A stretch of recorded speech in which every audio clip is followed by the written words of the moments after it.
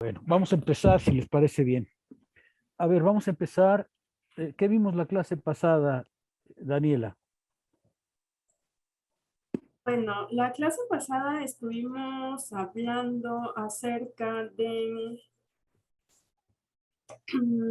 a lo mejor porque, no sé, Marx comenzó a hablar de todos estos términos que nosotros queremos entender. Valor, mercancía, trabajo, para entender al capital. Entonces, el capitalismo es una forma histórica de la apropiación y la explotación del trabajo de una clase por otra. En esta explotación que hay en el capitalismo, vemos que esta desigualdad entre clases se da, a diferencia de en otros modos de producción, sin una violencia real. De hecho, es un sistema de producción en el cual esta explotación al trabajo se da en un ambiente de libertad, ¿no? A diferencia digamos, del feudalismo, del esclavismo. Entonces, entender por qué esta relación entre las clases y en estas nuevas condiciones, digamos, de libertad se va dando, es que es importante entender desde dónde viene este nuevo sistema, por decirlo así. Entonces, para llegar a entender lo que es el dinero y diferenciarlo de lo que es el capital, tenemos que entender que el dinero es un concepto abstracto, que está obviamente relacionado con algo concreto, que en este caso es el oro, que ha sido definido como el equivalente General. general. Gracias. Entonces, ¿por qué se determinó al oro como este equivalente general? Pues ya lo hemos visto por ciertas particularidades, propiedades, digamos, incluso físicas. El problema con el dinero es que es que crea este problema del fetichismo, en el cual empezamos a creer que el dinero per se tiene un valor, o que las cosas como per se tienen un valor, cuando no es así, ¿no? El valor que tienen en este caso las mercancías.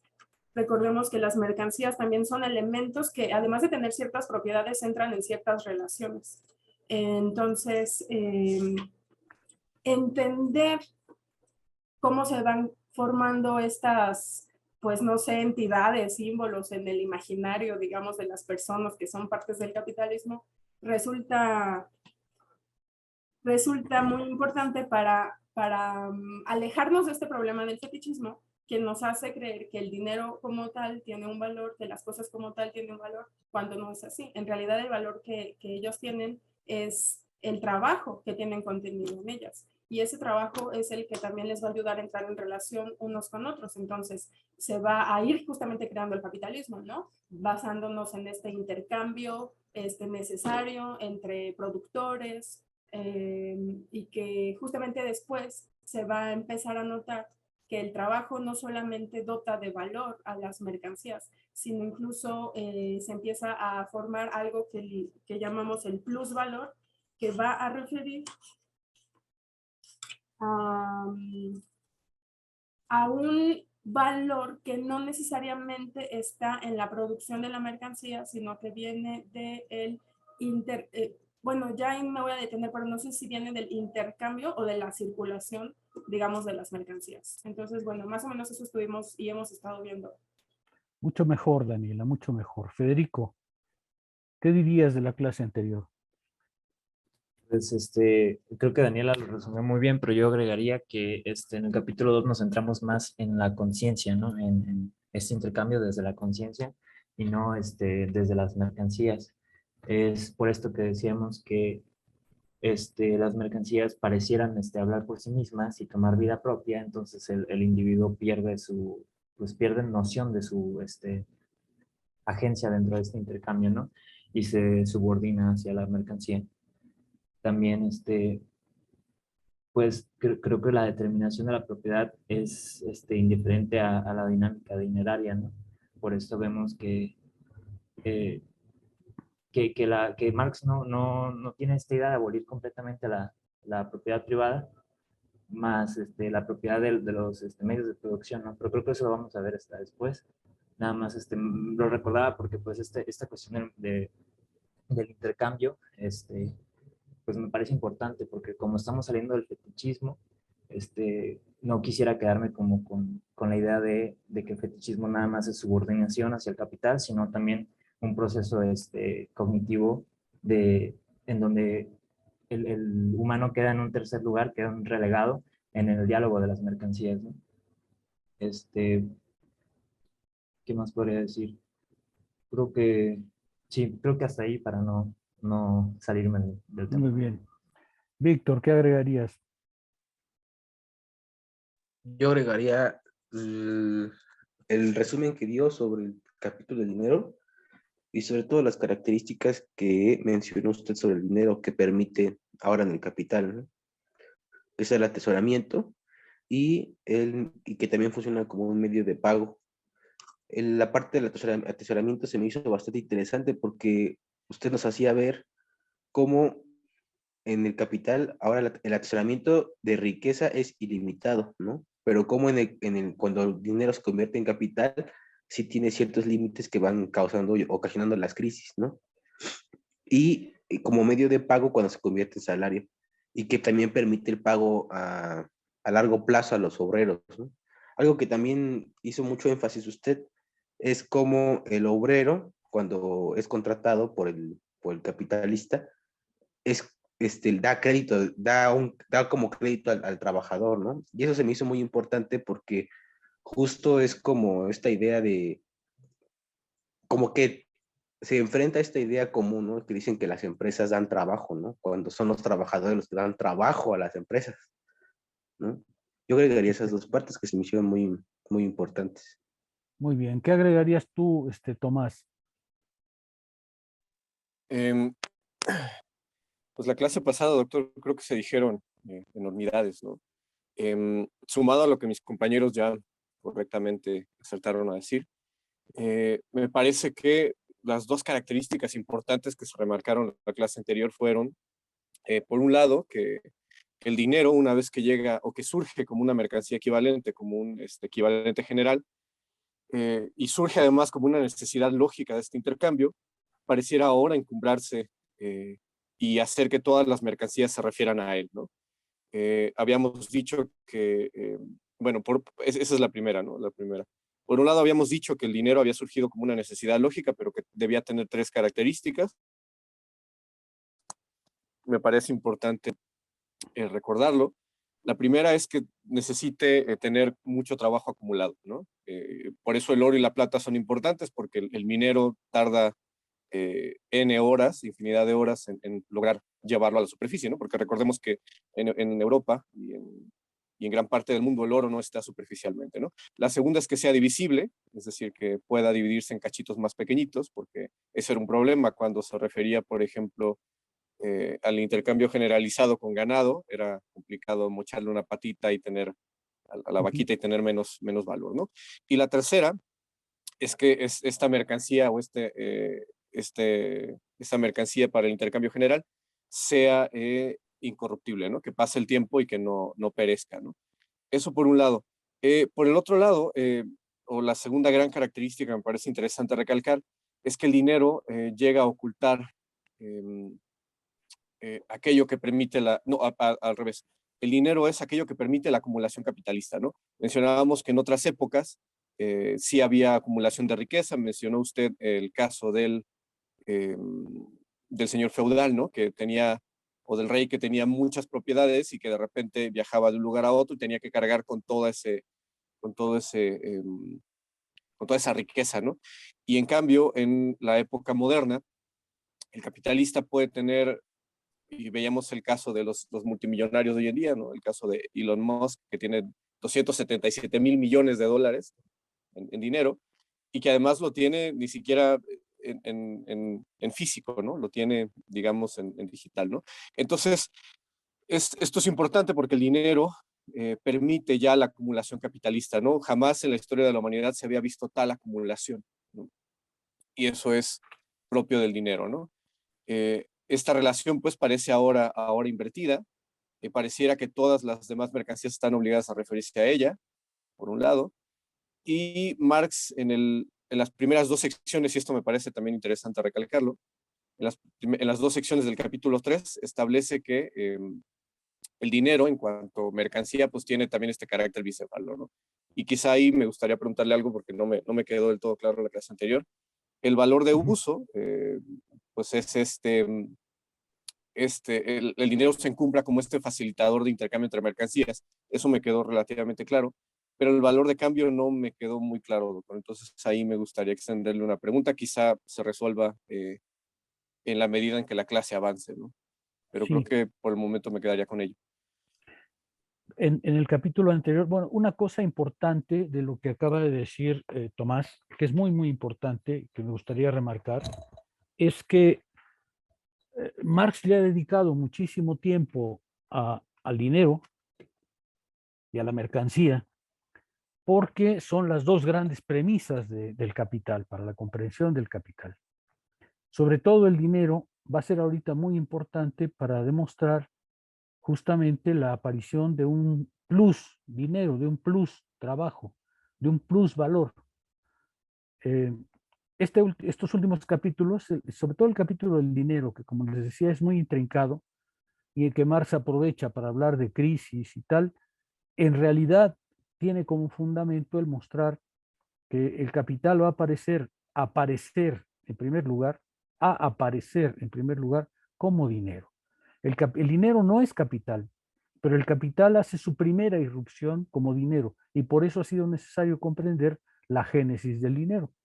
Ha sido necesario comprender qué es el dinero, que es una mercancía equivalente, porque una vez que se autonomiza, el dinero va a ser no solamente el ocultamiento de las relaciones sociales, sino la premisa de la acumulación capitalista. Bueno, luego respecto a la pregunta que haces, Tomás, en la primera parte, Marx muestra que como medida del valor, el dinero, el oro en particular, o los metales preciosos, también tienen un valor de uso. Es decir, tienen efectivamente una materialidad, un soporte que es el que permite efectivamente que funcionen como medidas de valor. Como cualquier otra mercancía, el dinero, dice Marx en esa parte, también tiene un valor de uso y un valor de cambio. Su valor de uso como dinero es servir de medida general del valor. Su valor de cambio como dinero, como mercancía, es el tiempo de trabajo que contienen. Y por eso el oro y la plata y tal también suben y bajan de precio, de valor. Voy a como si fuera equivalente, pero no lo es. Va a cambiar su valor en la medida en que cambie el tiempo de trabajo que contienen. ¿Te acuerdas que dice Marx? Si se pudiera producir oro como producimos ladrillos, pues el oro valdría lo mismo que los ladrillos. Entonces tiene esa doble característica al interior de sí, que es una contradicción dentro del dinero mismo, ¿eh? Dentro de la expresión como oro y como plata del dinero. Entonces, ahí se refiere al valor de uso.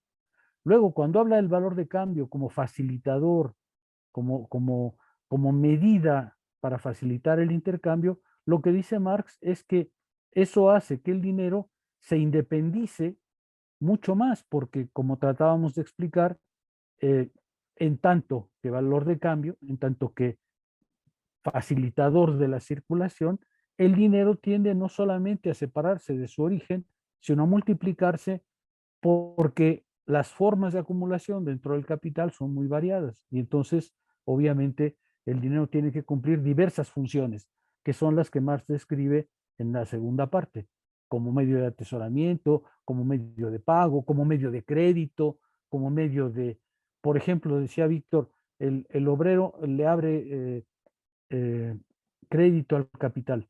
Si el obrero fabrica una mercancía que tarda mucho tiempo en elaborarse, pues el capitalista necesita de todas maneras ir pagando dinero, aunque no ha logrado vender nada, él necesita adelantar dinero para poder funcionar. Y ahí es donde viene el banco, ¿no es cierto? El capitalista va al banco y le dice, préstame una cierta cantidad porque necesito mantener la producción. Cuando yo venda la locomotora o la producción que acabo de hacer, pagaré los intereses y así el banco se hincha de dinero y el capitalista también. Eso es lo que Marx dice. Y dice que entre las dos funciones, como medida del valor y como medio de intercambio, el dinero va a producir crisis. Pero ahí no quiero entrar porque, como les decía, las crisis a las que se refiere Marx van a tener sentido mucho después. ¿Tú querías decir algo, Tomás? Sí, doctor. Sí, algo que se me había pasado a mencionar, y gracias por la explicación, ya me quedó bastante más claro, ¿no? Me había quedado un poco blandengue Ujú. la segunda parte, la parte del valor de cambio, del dinero como en tanto mercancía. Otra de las cosas que se me pasó mencionar, y querría retomar porque me parecen importantes, es que el dinero en esta forma ya fetichizada, como mercancía generalizada, como intercambio generalizado, pareciera o tendría la impresión de generar más dinero, ¿no? Y eso es una de las cosas que interesan mucho a Marx, porque el, por ejemplo, y que además atañen a nuestra época, ¿no? El especulador de las grandes bolsas Sí, sí. en los países más desarrollados parecieran generar dinero y parecieran generar valor de la nada, ¿no? Y es algo con lo que Marx se va a estar peleando en las siguientes páginas, ¿no? Con Sí. esta idea de que, y esta idea además muy, muy inmediata, ¿no? Les comentaba la clase anterior que em, este cuate, ¿no? El cuate Salinas Pliego decía que hasta dormido generaba dinero, ¿no? Cuando en realidad lo que está haciendo es apropiarse del trabajo del obrero, ¿no? Así Y es. entonces eso me parece muy interesante recalcarlo porque en nuestra época pareciera que el dinero mismo genera dinero, ¿no? Y que uno Así cuando es. va al banco y mete su dinerito en fondo de inversión como lo tengo yo, el dinero pareciera estar creciendo por sí solo, ¿no? Pareciera crecer por sí solo. Y Marx todo lo que está haciendo es dar cuenta de que no es así, ¿no? Que hay eh, procesos internos al capital que son mucho, muy complejos de comprender, pero que el dinero por sí no tiene valor y no genera dinero. Sí, es una cuestión muy importante, efectivamente. ¿Algún comentario más para entrar a la lectura? ¿Alguien quiere agregar algo? ¿Alguna pregunta o algún comentario que quiera hacer? Bueno, dos cosas para empezar. Eh, la primera es la siguiente. Miren, en las clases que yo daría en lo presencial, en esta sección escribiría en el pizarrón las fórmulas que Marx escribe en esta parte. Les pido, por favor, que sobre un papel que tengan frente a los ojos, escriban las dos fórmulas, MDM, DMD.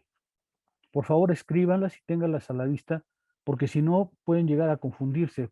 Aquí Marx se va a detener largamente en examinar estas dos fórmulas, porque son para él muy importantes en la medida en que separan, por un lado, la circulación de mercancías para el consumo y por otro lado, la circulación de mercancías para la generación del capital. Entonces, por favor, tengan frente a los ojos, en algún papel o como ustedes prefieran, las dos fórmulas que Marx escribe. M, mercancía, D, dinero, M, mercancía, y la otra es D de dinero, M de mercancía, D de dinero. Porque esas dos son las fórmulas que Marx va a examinar largamente. Primera cuestión. Segunda cuestión, ahorita te doy la palabra, Federico. Segunda cuestión. Como veíamos, el valor se produce, Daniel, esto es muy importante, el valor se produce en la producción, porque es trabajo. El valor no se puede producir en la circulación, se produce en la producción, se elabora en la producción. Es trabajo humano contenido en los productos que se venden y se compran. Pero el valor solo se manifiesta en el intercambio. Es decir, se produce en la fábrica, pero se realiza en el intercambio. Y por eso es que Marx va a empezar a examinar ahorita el intercambio, para mostrar que ahí no se genera valor, aunque ahí aparece, y luego nos va a llevar al taller, a la fábrica. Es decir, el mecanismo demostrativo de Marx ahorita es dedicarse a mostrar cómo aparece el valor y el plusvalor en el intercambio, pero no se produce ahí, y luego nos va a decir, como no se produce ahí, vamos a donde sí se produce, y ahí nos lleva al taller o a la fábrica. Ahí en esa parte del capital nos dice, bueno, hasta ahora hemos visto la circulación y el intercambio, vámonos a la fábrica. Incluso tiene una imagen muy bonita porque dice, vamos a seguir al obrero cuando entra a la fábrica y hay para que lo despellejen, pero eso será después. Ahorita vamos todavía a estar en el intercambio, pero es por motivos demostrativos, ¿eh?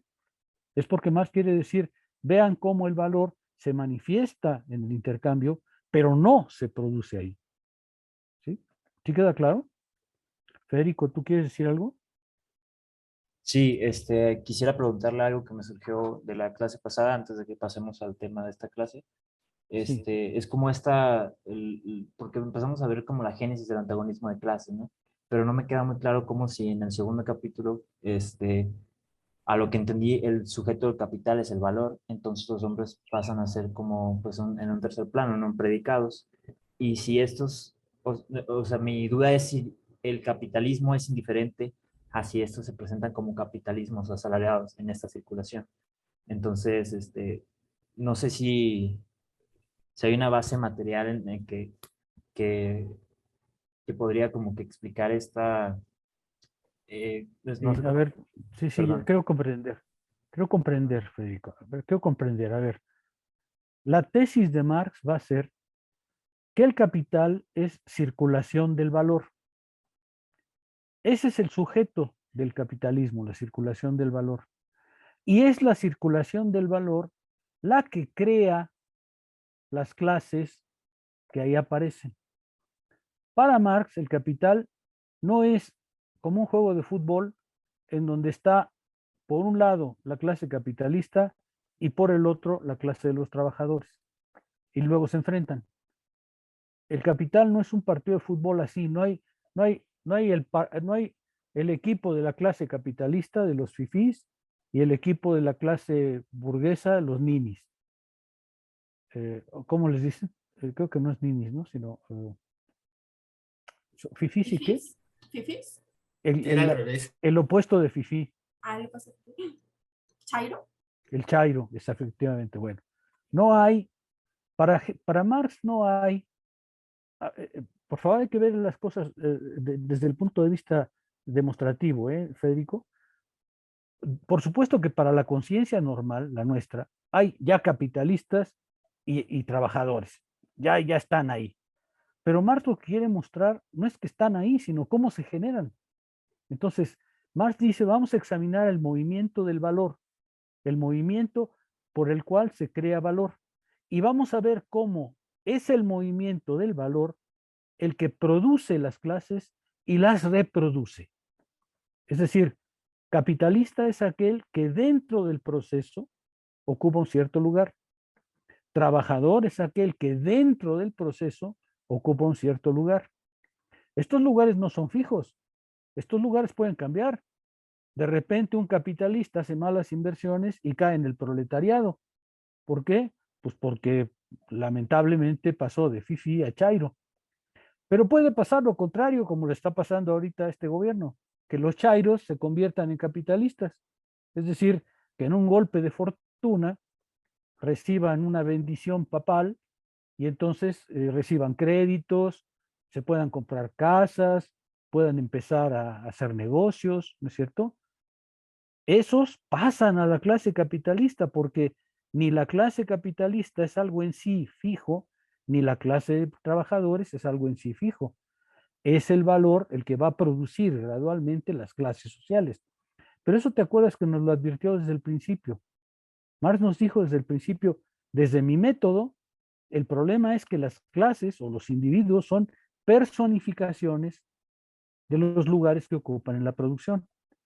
La gracia del sistema capitalista es que justamente nadie nace con una etiqueta en la frente que diga para obrero. Déjame hacer un poco una broma que muchas veces hago. Cuando nace un niño en una zona desfavorecida, digamos, ¿qué les gusta? Alguna zona muy desfavorecida, el último rincón del Valle de Chalco. Chiapas, doctor. Bueno, lo que pasa es que ahí va no va para obrero, sino para campesino, ¿no? Para campesinos. Por eso prefiero el Valle de Chalco, porque Ok. ustedes creen que cuando nace un chiquito en el Valle de Chalco trae una cosa en la frente que dice obrero. ¿Creen ustedes que así es? No, no. Claro, las posibilidades de que termine de obrero son muy altas, pero esas son todavía posibilidades. Es en el régimen del capital en el que se verá si efectivamente acaba su vida ahí o no. cuando alguien nace en el ABC de Santa Fe, ¿ustedes creen que nace con una etiquetita que dice capitalista La o verdad, sí. usurero? No, pues hay muchas posibilidades, muchas, pero no nace con esa etiquetita fija. A ver, es que tu respuesta me sorprende un poco, Federico. En el mundo feudal, cuando tú nacías en la clase trabajadora, en la clase de agricultores, ahí te quedabas de por vida, ¿eh? Ahí no había posibilidad de que cambiaras. Cuando tú nacías en la clase aristócrata, eras aristócrata, podías acabar como caballero feudal o como obispo de la iglesia, pero las clases en esos momentos históricos eran perfectamente fijas. No había la posibilidad de que pasaras de una a otra. Por eso es que por eso es que en esas sociedades los hombres excepcionales pues eran santos o milagreros o lo que quieras, pero solo así podían escapar a un orden fijo. Cuando Espartaco trató de salir de la esclavitud, ¿cómo le fue? ¿Sí? Lo propio de nuestra sociedad es que justamente las clases sociales ya no son como los equipos de fútbol, ya no naces con una camiseta, ya no naces con una cosa en la frente. Ahora es en el proceso de producción donde se va a decidir quién es quién. Déjame ir un poco más lejos porque como a lo mejor los pierdo como alumnos cuando termine ese trimestre, Marx dice algo que es muy importante. Marx dice, no hay un proletariado en sí, ni un capitalista en sí. Exactamente igual que en la filosofía de Hegel, cada cosa será la que le toque ser en el proceso mismo. Claro, el niño que nace desfavorecido y el niño que nace favorecido tienen altas posibilidades de acabar en la clase que les corresponde, pero eso no está resuelto. Eso se tiene que ver en la medida del desarrollo de la producción y por eso va a decir Hegel, no existe proletario en sí. Si tú quieres describir al proletario en sí, pues no vas a lograrlo porque no hay esa figura. Encarregado el ratón, déjame seguir por ese lado. Tratemos de describir un proletario. A ver, ¿dónde vive? Pues lo más probable es que viva en las zonas limítrofes de la ciudad, ¿no es cierto? ¿En qué se mueve? ¿Tiene un bochito? ¿Tiene un Mercedes? ¿O anda en el metro?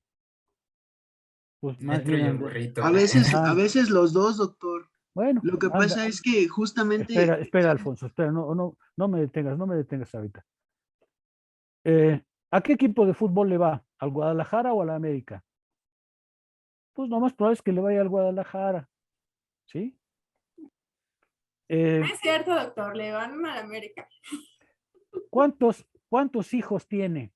¿2, 3, 6, 8?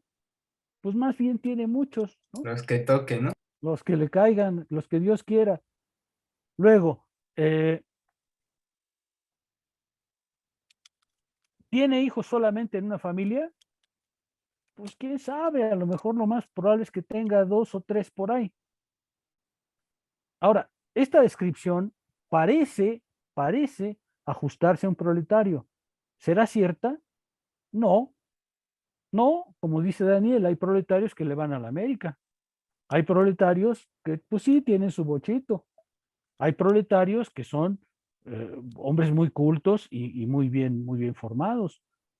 Por ejemplo, yo diría físicamente cómo es el proletario. Pues es más bien de color moreno, usa un bigotote, ¿no es cierto? Tiene una panza tremenda porque ha comido guajolotas toda la vida. Pues eso parece describir al proletario, pero ¿todos son así? No. Marx lo que dice es, si tú quieres hacer una imagen del proletario, vas a fracasar, porque no hay un proletario en sí. Por más que hay un arquetipo, no hay un proletario en sí. Lo que hay es un proceso de proletarización. Y exactamente en el caso del capitalista. ¿Cómo es un capitalista? ¿Rubio? ¿Ojo verde? La más de las veces, sí. No, bueno, ese es el paradigma que tenemos. Esbelto, así, con apellidos rimbombantes que suenan extraño. No, pues hay un montón de capitalistas que son morenos, prietos, bigotones, panzones, tripudos. ¿Por qué?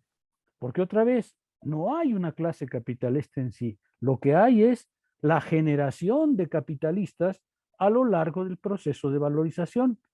¿Sí se ve, Federico? Marx, cuando te dice Marx que vamos a examinar el proceso, lo que está diciendo es, vamos a ver cómo se generan dentro del proceso los personajes que ocupan sus diferentes lugares. Y es en el proceso donde eso se ve.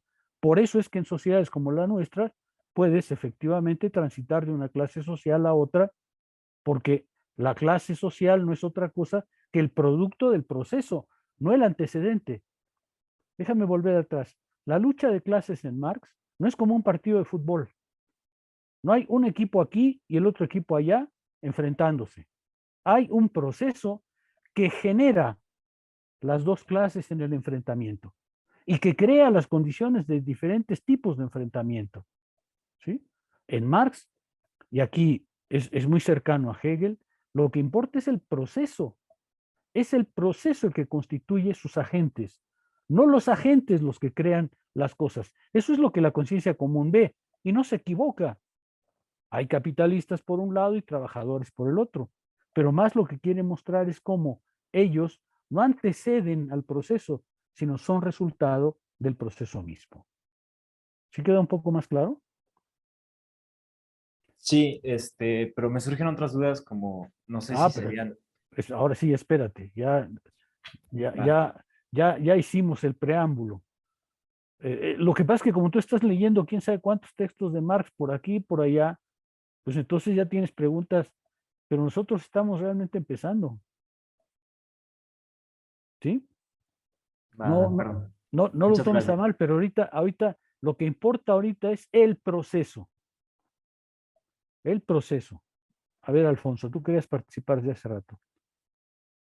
O por lo menos no has bajado la mano, como Sí, tú. justo quería mencionarle a Federico que esto que decía usted es muy importante. O sea, de hecho a mí también me sorprendió un poco su respuesta de que esto de que decíamos de que cuando alguien nace en Santa Fe ya está inscrito que va a ser capitalista, ¿no? Pues lo mismo diríamos de alguien que nace en la central de abastos, ¿no? Ya va a ser obrero, etcétera, etcétera, gente del mercado. Y no, realmente, cuando menos eso es lo que yo vi en la tesis que trabajé, esa gente es la que más capitalista se hace y son los ricos clase medieros que se pueden dar ciertos lujos, pero que no son aceptados ni en una clase ni en otra. O sea, llegan con BMWs y con todo lo que ustedes quieran a la UNAM, pero no los aceptan. Y luego llegan en bochitos y así a la Ibero, pero tampoco los aceptan.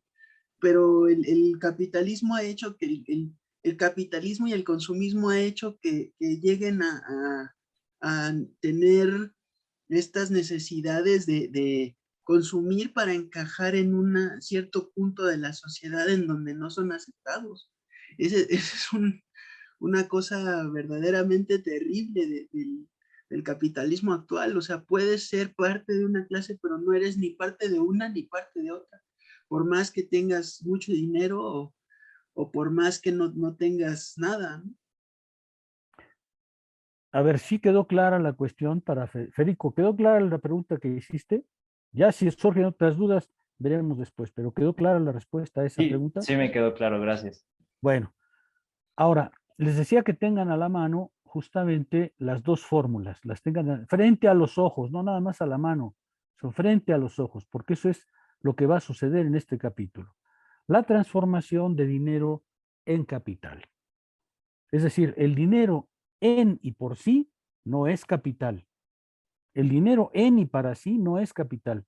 Es la premisa del capital y así rompió, pero no es capital. El dinero solo será capital en ciertas relaciones, ¿ok? Ahorita vamos a ver cómo surge dentro de la circulación el plusvalor, un valor adicional. ¿Están de acuerdo? En la página 179, Marx empieza diciendo que si hemos trabajado con el dinero es por dos razones. La primera es que el dinero y la mercancía son, dice él, los supuestos históricos bajo los cuales surge el capital. Es decir, cuando vemos la historia real, la historia de la humanidad, lo que nosotros vemos es que la primera aparición del capital todavía como larva de capital, como bebé del capital, era como mercancía y como dinero. Es decir, en los siglos XV y XVI se incrementó el comercio mundial, se empezó a acumular dinero, cosa que no sucedía en la Edad Media, empezaron a aparecer grupos humanos que acumulaban dinero, sea a través del comercio, por ejemplo, el comercio con la India, o sea a través de, por ejemplo, el saqueo de América Latina, o sea, por ejemplo, empezaron a aparecer los primeros barcos, porque cuando alguien mandaba un barco a Oriente para traer mercancía, pues lo que hacía es que contrataba una suerte de seguro, así aparecieron los seguros. No es casual que una de las formas primeras del derecho capitalista fue el derecho marítimo, porque como ahí andaba la circulación de mercancías, pues obviamente tenían que regular quién tenía derecho a qué, si se pierde un barco, quién paga qué, y entonces una masa de individuos que empezaron a acumular dinero y empezó a circular mercancías. Todavía no son capital, son sus premisas históricas. A eso es a lo que se refiere Marx.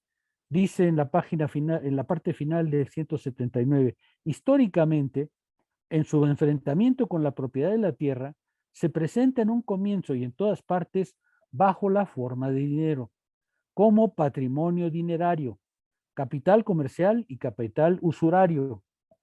Es lo que acabo de explicar. Capital comercial porque se empezó la circulación de mercancías.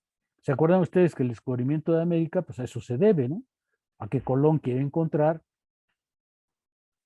a que Colón quiere encontrar un camino hacia las Indias que no pase por Asia, porque el pasaje por Asia es muy peligroso, como Marco Polo lo mostró. Entonces, Colón quiere encontrar un camino que no vaya ni por la parte sur de África, y se encuentra con América. Bueno, en fin. Todo esto porque ya la circulación de mercancías se había intensificado. Pero al mismo tiempo que la circulación de mercancías, se acumuló el capital usurario. Directamente Marx lo llama capital usurario, pero es que se empiezan a crear los bancos, ¿no? Empiezan a crearse lugares de acumulación.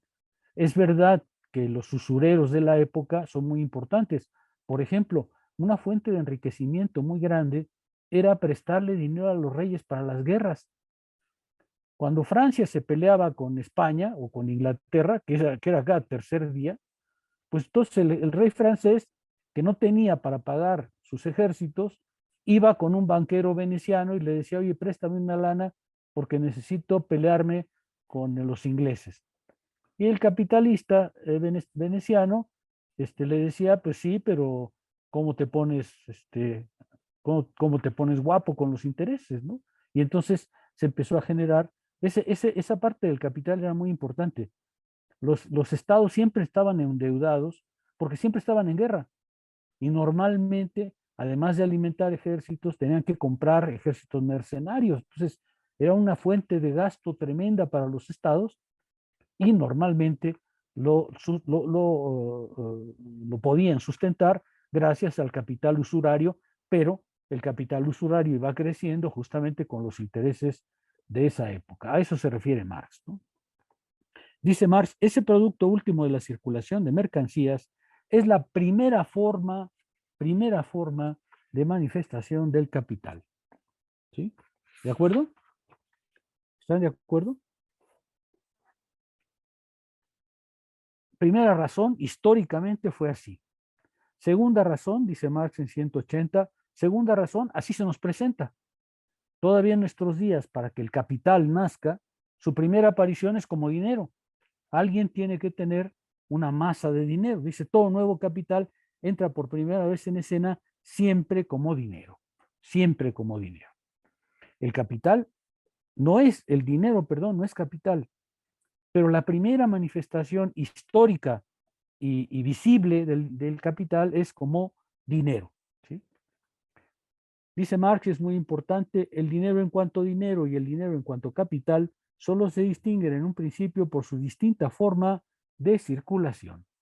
Y por eso vamos a examinar las formas de circulación. ¿Están de acuerdo? Ahí aparece por primera vez las fórmulas MdM. La forma directa de la circulación mercantil es MdM. ¿Sí?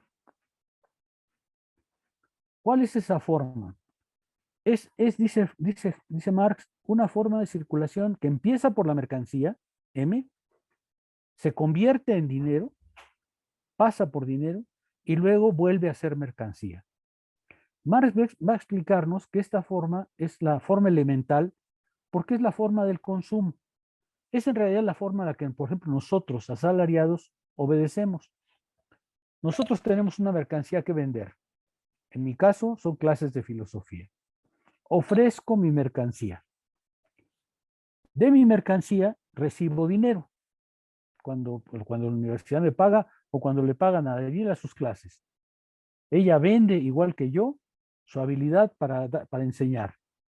Vende una mercancía. Es una mercancía que tiene un valor de uso y un valor de cambio. Por su mercancía o por mi mercancía recibo dinero. ¿Qué hago con ese dinero? Me compro otra vez mercancías.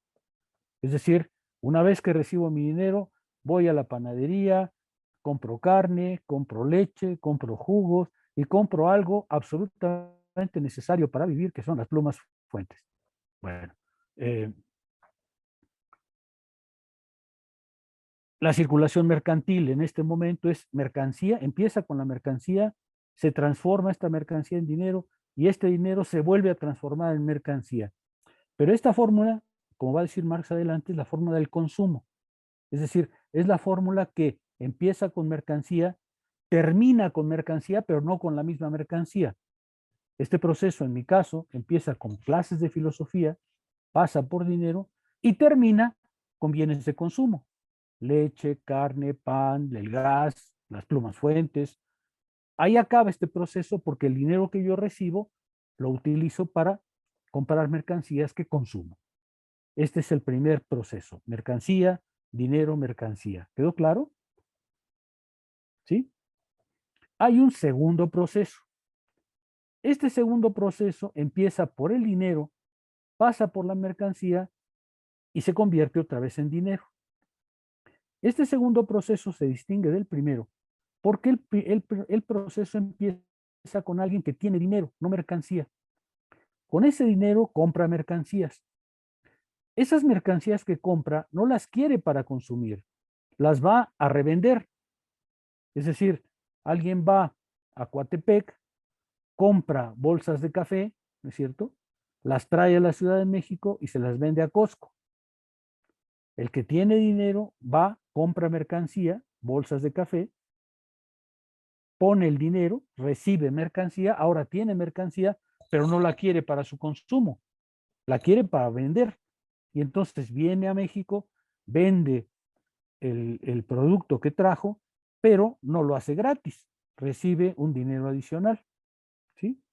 Por ejemplo, dice Marx, si gastó 100 al comprar la mercancía, cuando la vende pide 110, porque no es un buen samaritano, es decir, no está ahí para nomás traer las cosas y ya, ¿no es cierto?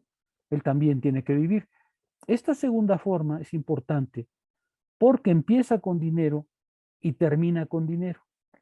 A diferencia de la primera, que empieza por mercancía y termina por mercancía, esta empieza por dinero y termina con dinero. La primera forma, como va a explicar Marx, empieza por una mercancía particular, las clases de filosofía, y termina por otra mercancía, cuyo valor de uso es completamente distinto. Yo no, a diferencia de Laura, que me parece que eso sí lo hace, yo no doy clases para pagar clases, yo doy clases para pagar comida, ¿cierto? Entonces, el valor de uso de la primera mercancía y el valor de uso de la mercancía que cierra el ciclo son diferentes. En el caso del dinero, vean la otra fórmula, DMD, ahí empieza con dinero, pasa por la mercancía y termina con dinero. Es decir, el punto de entrada y el punto de salida son iguales, salvo en cantidad. Mientras en la primera fórmula son diferentes los valores de uso con los que empieza el ciclo y termina, en el segundo caso La única diferencia entre el dinero con el que se empieza y el dinero con el que se termina es la cantidad. Esta segunda fórmula, dinero, mercancía, dinero, dice Marx, literalmente, el dinero que en su movimiento se ajusta a este tipo de circulación se transforma en capital, deviene capital y es ya, conforme a su determinación, capital. Ahí encontramos ya la fórmula con la que va a empezar el capital. Dinero, mercancía, dinero. Alguien tiene dinero, compra mercancías y esas mercancías las vende otra vez y transforma eso en dinero. Solamente que la diferencia va a ser que el dinero con el que empezó y el dinero con el que termina ya no es cuantitativamente el mismo.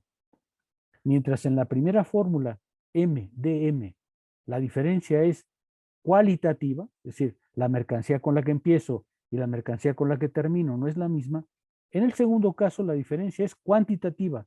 El dinero con el que empiezo y el dinero con el que termino es dinero, salvo que la cantidad no es la misma. ¿Sí queda claro? A ver, yo no sé si has levantado la mano o no la has bajado, Alfonso. Espérame tantito. Federico. Sí, entonces, a lo que entiendo, esta MDM sería el proceso en el que entra el proletario, el trabajador, al producir la Claro, mercancía, y claro, DMD es el claro. proceso en el que entra el capitalista, ¿no? Así es. Perfecto. Pero espérate tantito. Es que yo sé, ustedes son muy jóvenes y los domina la impaciencia, pero sí, tienes razón, así va a ser. Ahorita nos lo van a explicar. Alfonso. Eh, gracias, doctor. Sí me surgió una duda. Entonces, en este sentido, yo cuando leí este capítulo, ¿realmente nada más podemos considerar entonces como capital al dinero en sí? ¿O No, también luego los no, medios de producción se van a no, no, no, transformar en no. capital? A ver, es que no retuviste una de las cosas básicas que puse al principio. Para Marx, Ujú. el, el valor, es decir, el plusvalor, es valor que se produce en la producción del objeto, no en el intercambio. En el intercambio solo circula la mercancía. El valor se produce todo en la producción, pero se manifiesta en el intercambio. Estamos examinando el intercambio justamente para mostrar la aparición de ese valor adicional. Pero su explicación no está en el intercambio, su explicación está en la producción. Ahorita no estamos hablando ni de medios de producción, ni de... No, no, todos esos conceptos no han aparecido. Ahorita lo único que estamos diciendo es, vamos a ver cómo en la circulación no es la misma para el consumo que para el capital, vamos a ver cómo en la circulación es donde puede aparecer un valor adicional. Pero no se produce ahí, se produce en la producción, se elabora en la producción, se elabora en el trabajo contenido en la mercancía. Sin embargo, eso solo se realiza en la circulación y por eso necesitamos ver a la circulación como el lugar en donde se produce más valor. ¿Sí? ¿Sí, sí queda claro? Sí, gracias, Todavía, doctor. todavía no hablamos de medios de producción, no estamos hablando de eso. Incluso todavía el capital no ha comprado fuerza de trabajo. Ahorita estamos hablando todavía del proceso global en la que el capital se manifiesta. Luego Marx va a decir, ahí se manifiesta, pero vamos a ver dónde se produce. ¿Sí? Marx va a quitar, a ver, eh, ¿por qué Marx se interesa en esto? Por algo que ustedes han insistido hoy muchas veces. La circulación y el dinero no producen dinero. Pero lo primero es probar que eso que cree que la conciencia común es un error. La circulación y el dinero en sí mismos no producen valor y no producen dinero, por tanto. Pero entonces hay que quitar esa ilusión mostrando que aunque ahí aparece, ahí no tiene su origen. En cierto modo, este apartado tiene justamente esa función. Decir, mira, así es como lo ves, pero no sabes todavía de dónde viene. Eso lo vamos a ver cuando pasemos a la producción. ¿Sí queda claro? Me detengo porque a lo mejor no les queda claro del todo, según veo. Sí, gracias. ¿Sí?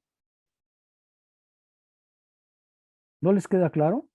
¿O sí? Por acá, claro. Gracias. Doctor, mire, Ya yo, me quedó más claro, doctor, gracias. bueno, yo creo que sí me queda claro. Casi nunca hacemos analogías, pero igual le digo una a ver si queda con lo del plusvalor. Sí. Por ejemplo, una comida,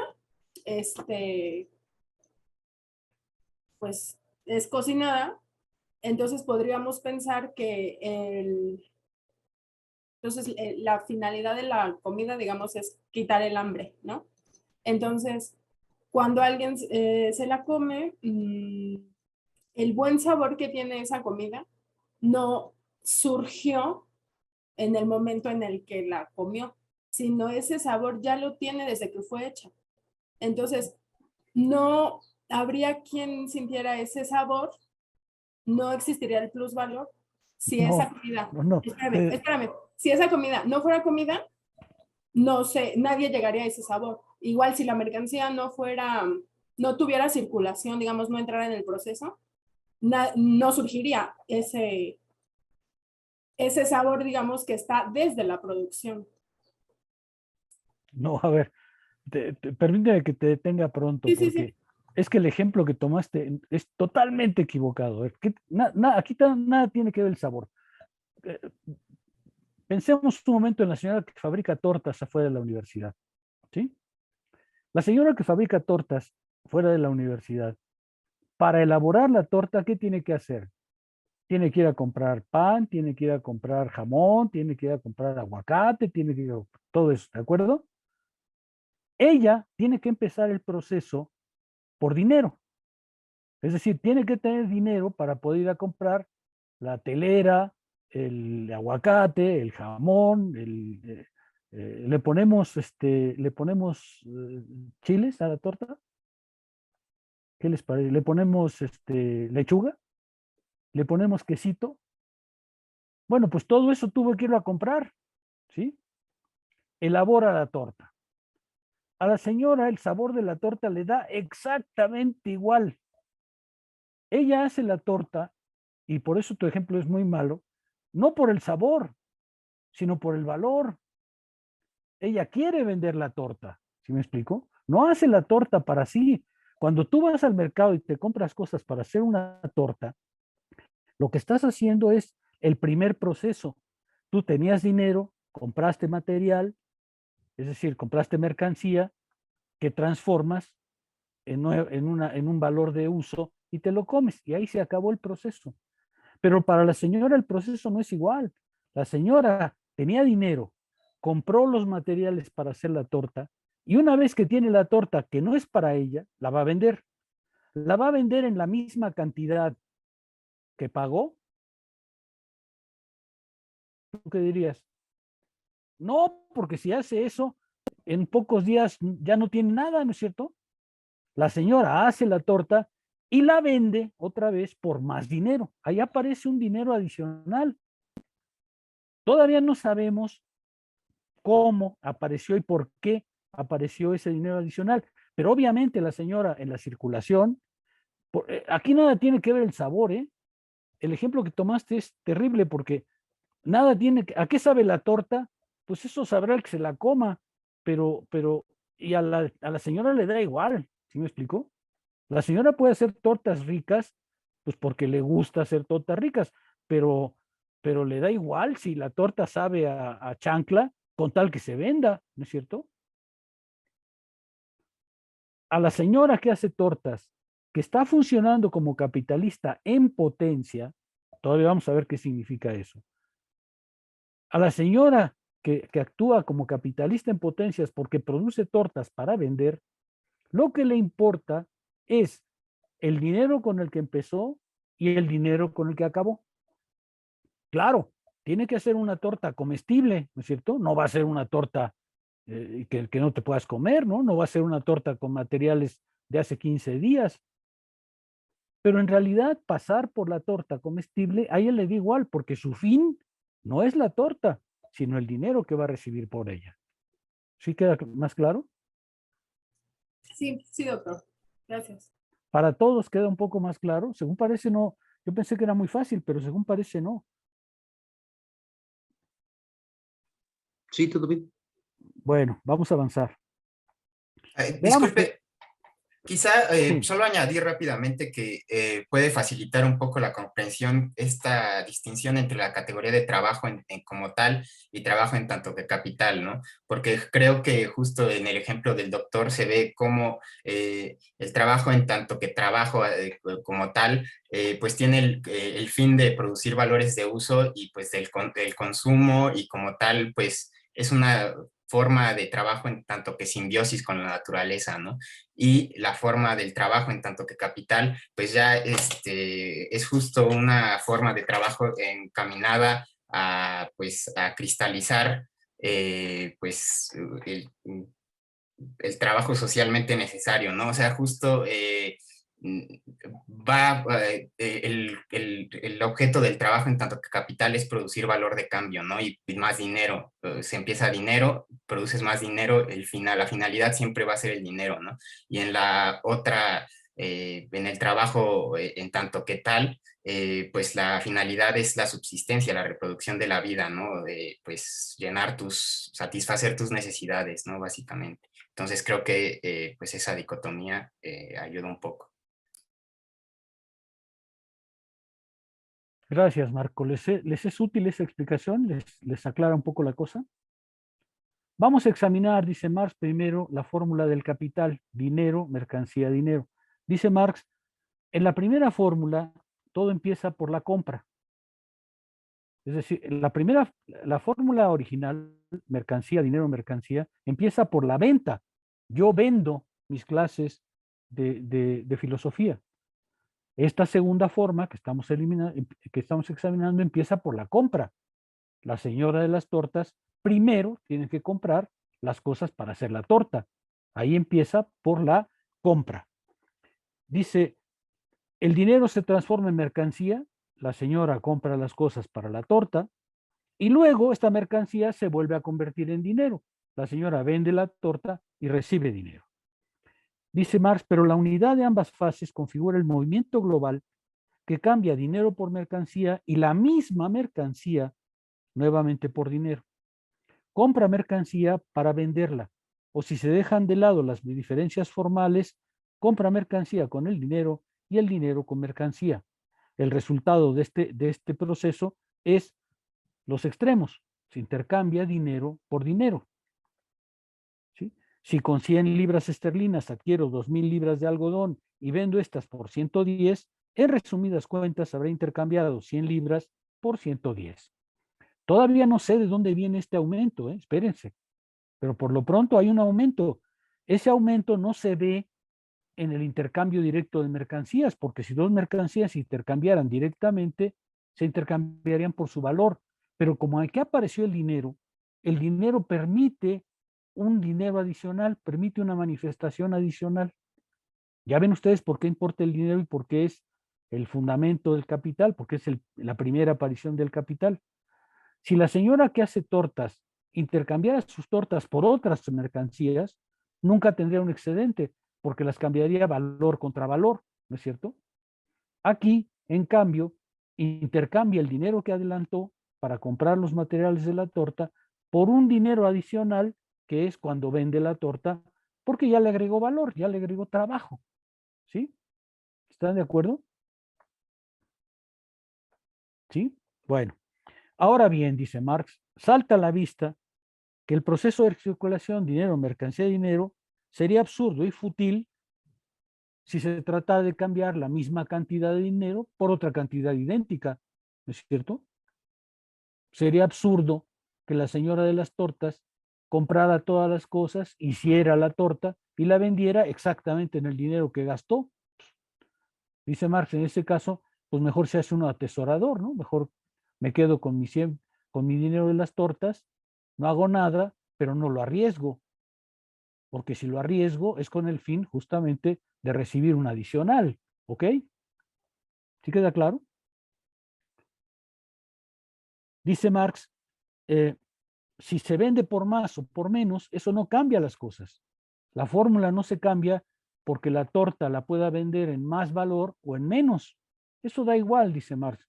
El proceso siempre es dinero, mercancía, dinero. Empieza con dinero y termina con dinero. Puede ser dinero incrementado, pero si le va mal a la señora, pues puede ser menos dinero, pero sigue siendo dinero.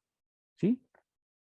Como sigue siendo dinero, dice Marx a la parte final, en la página 181, a la mitad, corresponde, por tanto, caracterizar en primer lugar las diferencias de forma entre los signos, entre los ciclos dinero, mercancía, dinero y mercancía, dinero, mercancía, con el cual se ocultan grandes diferencias.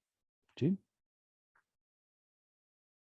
En el régimen capitalista todos somos compradores y vendedores, todos, pero no ocupamos el mismo lugar de acuerdo con el ciclo en el que nos metemos.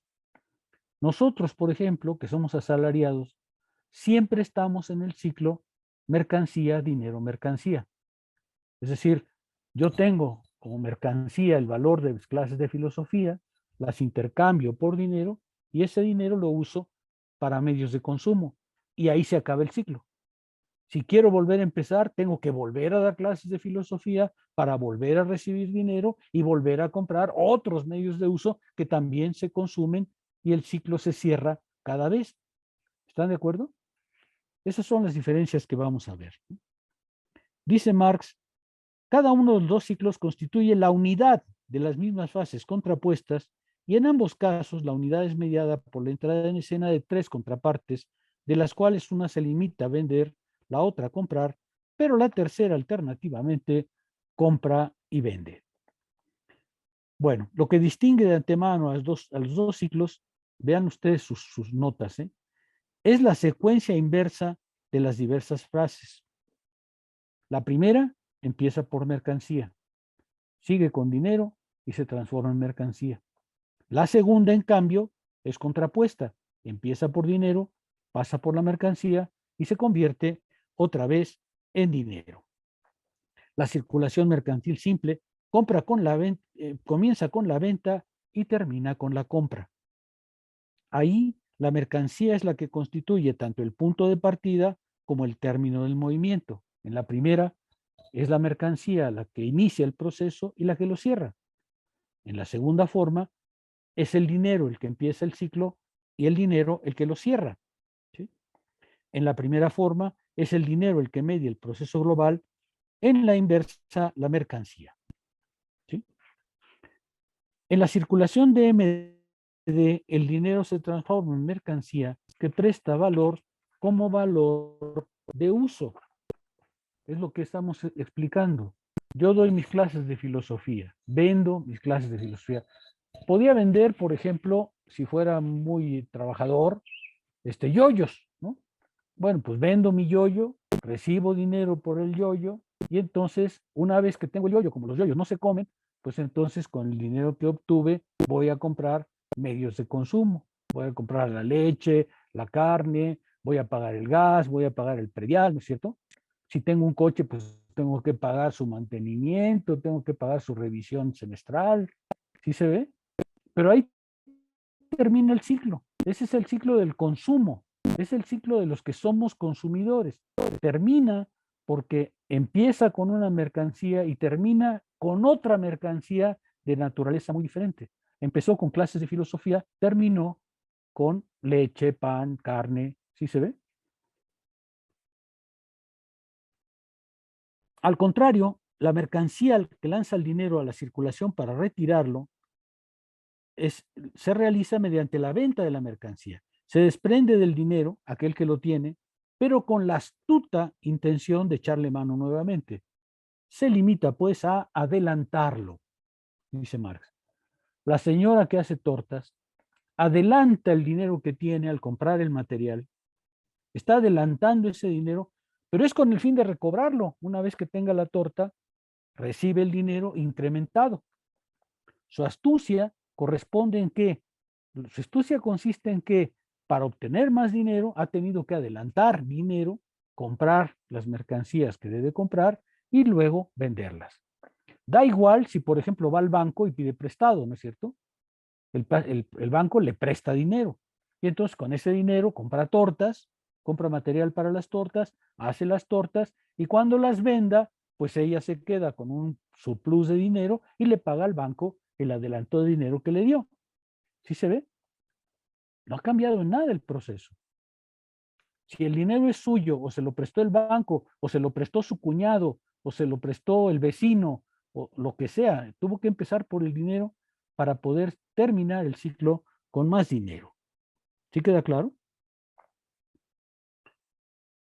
En el primer caso, dice él, en la forma mercancía, dinero, mercancía, la misma pieza de dinero cambia 2 veces de lugar.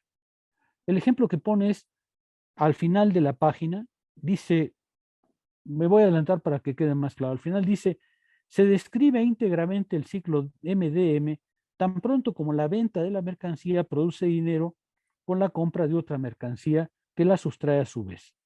No obstante, si refluye dinero al punto de arranque, ella obedece únicamente a la renovación o reintegración de toda la mercancía.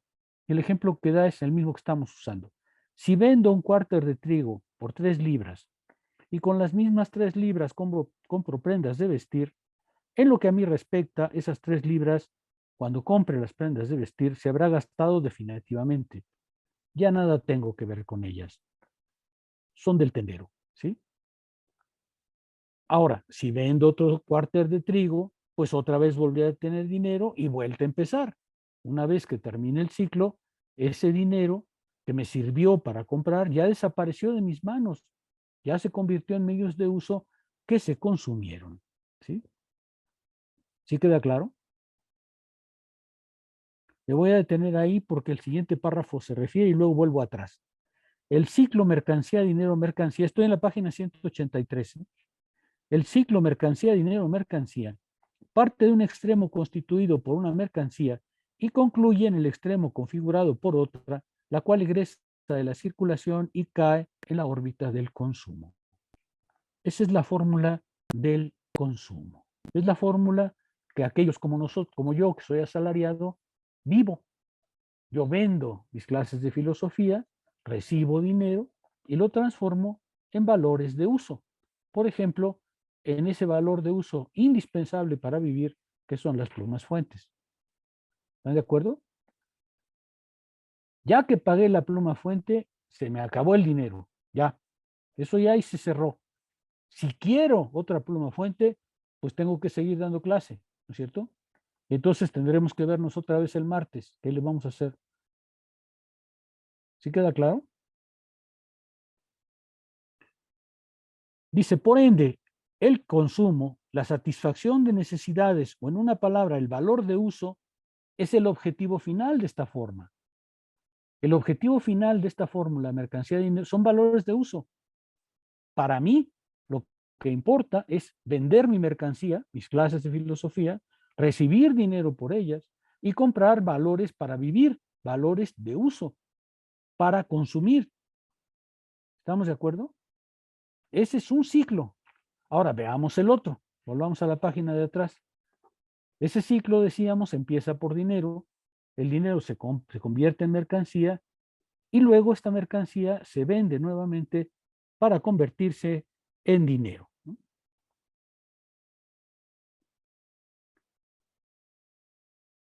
Estoy en la página 182 a la mitad. El reflujo del dinero a su punto de partida no depende de que venda la mercancía más cara de lo que la compró. Esa circunstancia solo ejerce su influjo sobre la magnitud de la suma de dinero que refluye. El fenómeno del reflujo no opera, se opera, no bien se revende la mercancía comprada, con lo cual se describe íntegramente el ciclo dinero, mercancía, dinero. Esta es, pues, una diferencia sensorialmente perceptible entre la circulación del dinero capital y su circulación como simple dinero. Cuando yo recibo dinero por mis clases, es simple dinero y lo uso para comprar bienes de uso. Cuando la señora de las tortas compra material para hacer una torta, ese dinero es potencialmente capital porque cuando venga la torta, ese dinero va a venir incrementado. Ya no va a ser el mismo, va a ser más. La señora tiene como fin hacer más dinero. Yo tengo como fin hacer un consumo más amplio. Si me pagan mejor mis clases de filosofía, viviré mejor, compraré más valores de uso.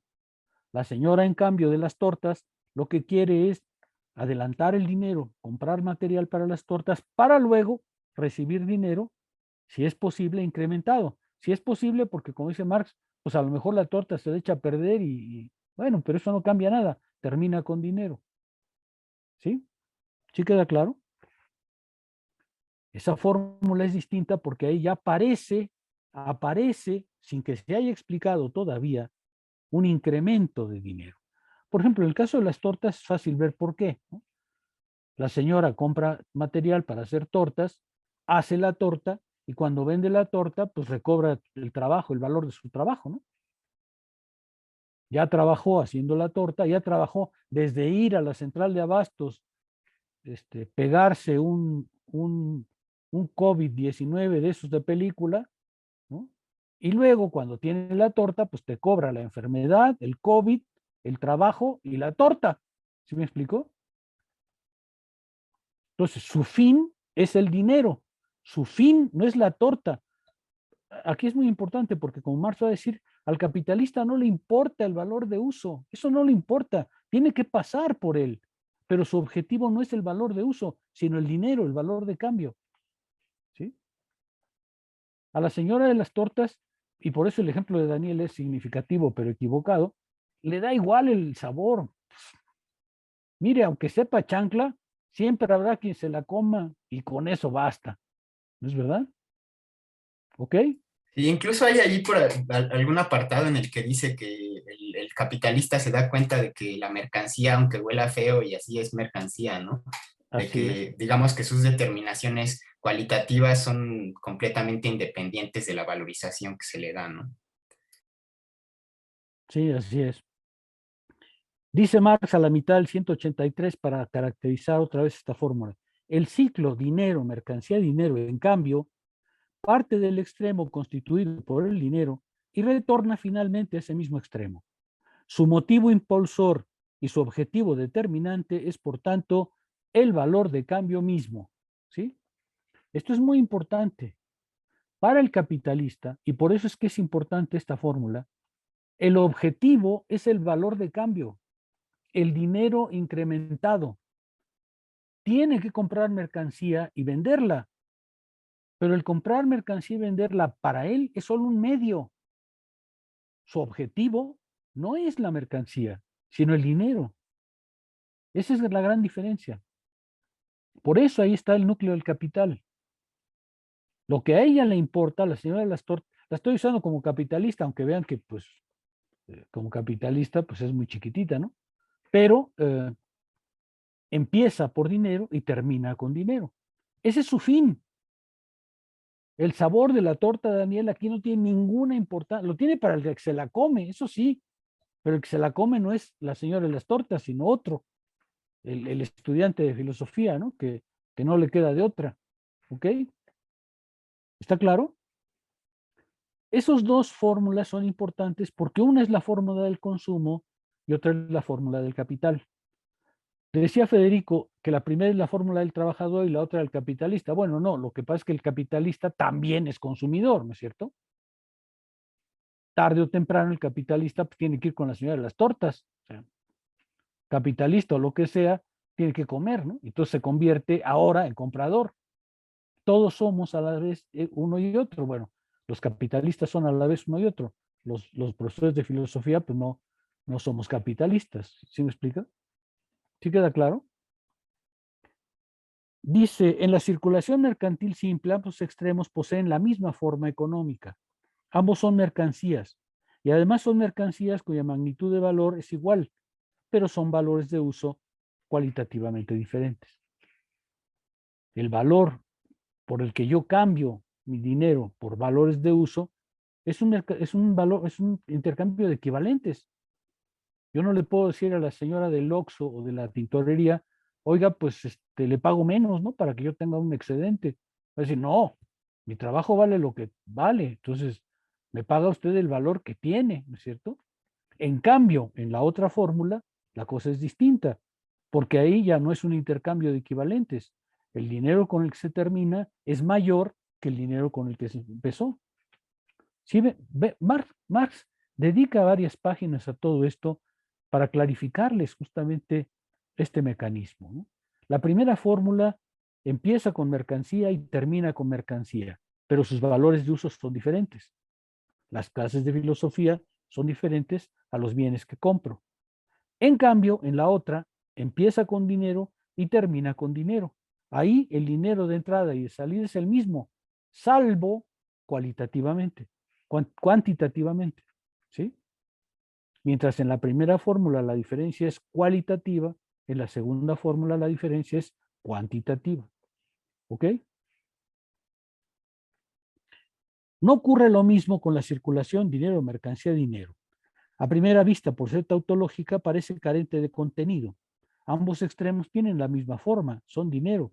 Ambos son dinero, no siendo, por tanto, valores de uso cualitativamente distintos. Pero importa que son cuantitativamente distintos. ¿Sí se ve? Ahora, aquí viene la parte importante. Aquí viene la primera parte muy importante, en la página 184. Vayan, por favor, ahí. Dice Marx en el segundo renglón: por consiguiente, el proceso dinero, mercancía, dinero no debe su contenido a ninguna diferencia cualitativa. A ninguna diferencia cualitativa entre los extremos, pues uno y otro son dinero, sino solamente a su diferencia cuantitativa. A la postre, se sustrae a la circulación más dinero del que en principio se arrojó en ella. El algodón adquirido por 100, por ejemplo, se revende a 100 más 10, o sea, 110. Y aquí viene la primera parte muy importante. La forma plena de este proceso es, por ende, dinero, mercancía, dinero, pero dinero incrementado. Por eso le pone un más delta, un incremento, ¿sí?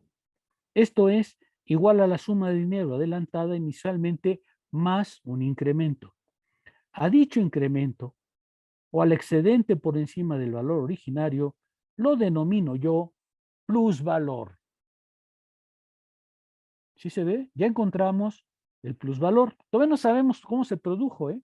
No sabemos todavía cómo se produjo. Lo único que sabemos es que así apareció. Aún no sabemos cómo se produjo, pero ya sabemos que así apareció, ¿sí? La señora de las tortas gastó 100 pesos en comprar su material, vendió sus tortas en 110. Ahí hay un adicional. Vamos a ver cómo se produjo. Todavía no sabemos nada de eso, pero ya sabemos que en la circulación se produjo su plusvalor, un valor adicional. En el caso de la torta, ahí es muy fácil saber cuál es el valor adicional, pues el trabajo de la señora, ¿no? Cuando parezca el capitalista la cosa ya se complica mucho, pero ahorita es muy fácil saber. La señora te cobra el haber ido a la central de abastos, el haber sufrido COVID, el haber estado intubada, y luego la torta misma y todo ese trabajo pues te lo cobra, como es natural. ¿Sí me explico? Dice, a dicho incremento lo denomino plusvalor. El valor adelantado originariamente no solo pues se conserva en la circulación, sino que en ella modifica su magnitud de valor, adiciona un plusvalor o se valoriza. Valor que se valoriza, dinero que se valoriza.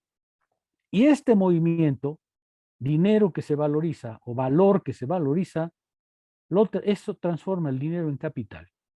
¿Qué es el capital? Vamos a ver la primera definición que aparece muy rápido. Valor que se valoriza. Valor que se transforma y se incrementa. Eso es capital. Y su fórmula es dinero, mercancía, dinero. El capitalista adelanta dinero, compra mercancía y luego la revende. Pero cuando la revende hay un valor adicional. Todavía no sabemos de dónde vino, ¿eh? No metan ahorita los medios de producción. No. Todavía no sabemos nada de eso. Ahorita lo único que sabemos es que a través del proceso de intercambio se genera un valor adicional, pero no sabemos dónde viene. Claro, Otra vez, el fetichismo nos diría, pues viene de la circulación. Hegel nos va a decir, Marx nos va a decir, perdón, no viene de ahí. ¿Sí? ¿Sí queda claro? Es también posible, por cierto, que en mercancía, dinero, mercancía, los dos extremos, por ejemplo, trigo y prendas de vestir, sean magnitudes de valor cuantitativamente diferentes. ¿Sí? Pero pues eso se debe a que uno puede engañar al otro, ¿no? ¿Se acuerdan del chiste que yo les decía? Si te venden una televisión en blanco y negro y te convencen de que el negro y el blanco son colores, pues te la vende como televisión a colores. ¿Sí me explico? Ahí te bailó. Pero eso no cambia, dice Marx, que a fin de cuentas, cuando él salga al mercado, pues otro se lo va a bailar. ¿Sí me explico? Marx va a decirnos, no es el intercambio lo que produce nada. Vayan abajo, hay una nota muy bonita que dice Marx, Marx no tiene piedad con sus rivales, ¿no? Dice, vean al final de la página 184 en la nota, dice, insuperablemente más ingenuo es Pinto, el píndaro de la bolsa de Ámsterdam, o sea, el que hace odas de la bolsa de Ámsterdam. Cita, el comercio es un juego, frase tomada en préstamo de Locke. Y no es jugando con mendigos como se puede ganar. Si durante mucho tiempo se les ganara a todos en todo, habría que devolverles amistosamente la mayor parte de las ganancias para reanudar el juego. Si tú te pasas engañando a los demás y quitándoles su valor, pues tarde o temprano los vas a dejar encuerados y ahí se acabó el juego. Entonces no puede ser que te la pases robando a los demás porque así no crece la sociedad ni se produce nada, ¿no es cierto? Vean ustedes, ya Marx empieza a decir, no se vayan con la idea de que en realidad en el comercio se roba o que el capitalista roba o que te engaña. No. Él te paga el valor de lo que compra y sin embargo gana más de lo que paga. ¿Cómo le hace? Esa es la respuesta a la que tenemos que encontrar. ¿Sí? Vamos a la página 185. Ya vimos una definición muy importante, ¿eh? ¿Qué es el capital? Valor que se valoriza. Después lo dirán con más precisión, pero el capital es dinero que a través de la circulación se incrementa.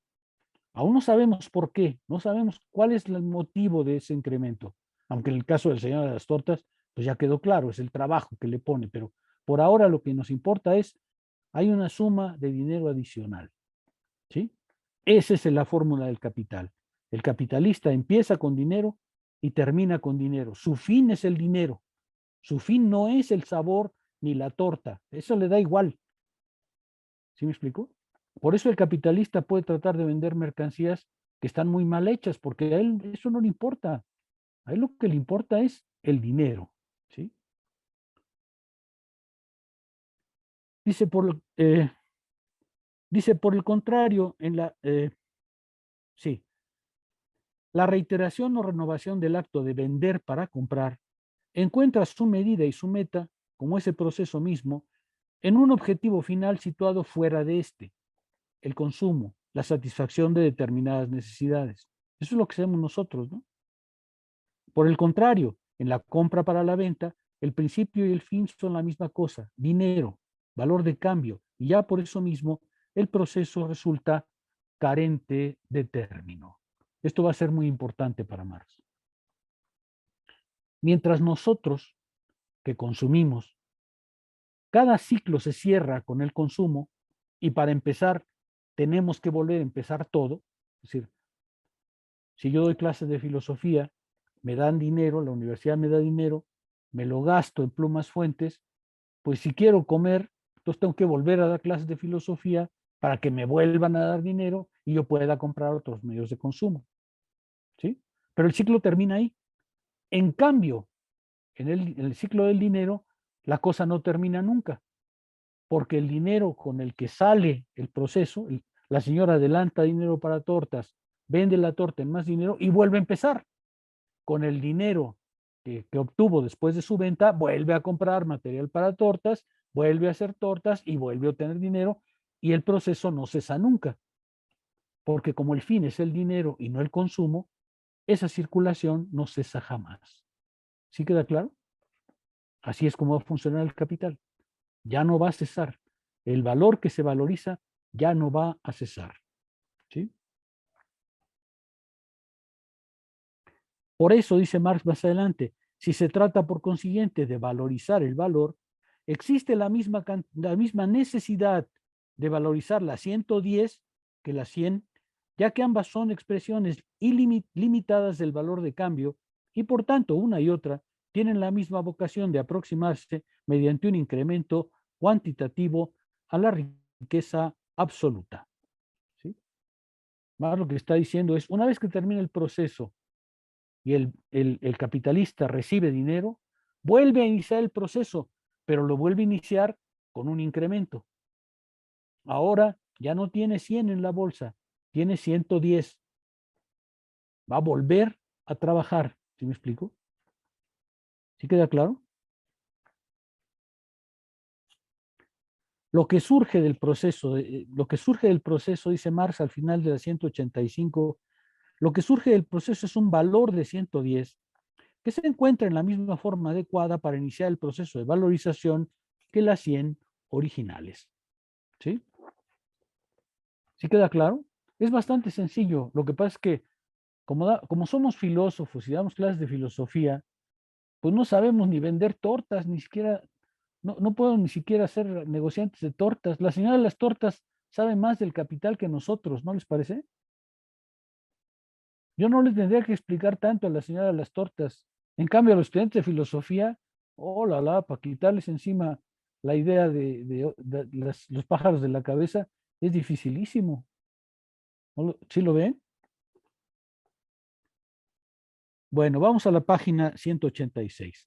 La circulación mercantil simple, vender para comprar, sirve en calidad de medio a un fin último ubicado al margen de la circulación, la apropiación de valores de uso, la satisfacción de necesidades.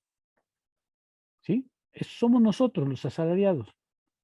La circulación del dinero como capital, y esta es la gran diferencia, es por el contrario un fin en sí, pues la valorización del valor existe únicamente en el marco de este movimiento renovado sin cesar. El movimiento del capital es, por ende, carente de medida. ¿Sí se ve? La circulación del capital tiene como fin valorizar el valor, es decir, vender las mercancías que contienen valor. Y como su proceso es vender por más valor a través de un incremento de valor, pues entonces eso no tiene fin, porque el capital se mueve incesantemente para valorizar el valor. Esta expresión, por favor, compréndanla bien. Valorizar el valor es incrementar el valor. Empezar con un valor e incrementarlo. Eso es valorizar el valor. Su resultado, plus valor. Ahorita nosotros no sabemos si es plus trabajo, eso ya vendrá mucho después. Pero ahorita sabemos que es plus valor. ¿Sí? Plus trabajo vendrá después, cuando entremos ya al régimen de producción. Pero ahorita sabemos que es plus valor, es valor incrementado y que no tiene fin. ¿Sí? En su condición de vehículo consciente de este movimiento, el poseedor de dinero se transforma en capitalista. Ahí está la explicación, Federico Montaño. El poseedor de dinero, por el acto de entrar en este proceso, se transforma en capitalista. ¿Sí? Es capitalista porque está en este proceso. No nació capitalista ni nació con una estrella en la frente para capitalista. ¿Sí? Es capitalista porque está en este régimen de intercambio, en este horizonte. ¿Ok? El individuo, la señora de las tortas con su mandilito, es capitalista en potencia. ¿Sí? Todavía en potencia, pero ya es capitalista. ¿Sí queda claro? Lo que lo transforma en capitalista, lo que hace que una persona, un individuo cualquiera, se haga capitalista, es que está en este proceso. Y si no está en este proceso, no es capitalista, aunque haya nacido en Santa Fe de la ABC. ¿Sí me explico? ¿Sí queda un poco más claro? La señora de las tortas no nació en el ABC de Santa Fe, bueno, creo, pero está potencialmente en el acto de convertirse en capitalista porque su ciclo de circulación es dinero, mercancía, dinero. ¿Ok? ¿Sí?